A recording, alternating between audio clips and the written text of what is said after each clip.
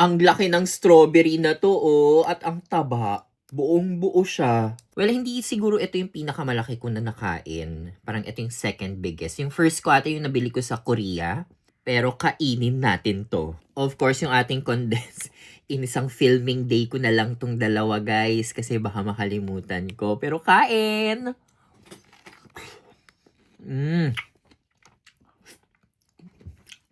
Harap. Ang laki. Fairness. Sarap. Yung iba kinakain to. Hindi ko kaya. Hindi kaya.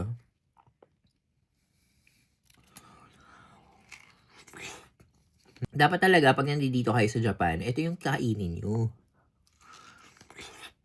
Punta kayo grocery store. Yung mga nakapack.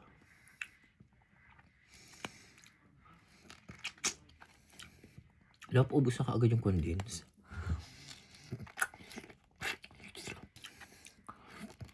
Yun lang guys, talagang ng bataw, sinuwa mo, kain.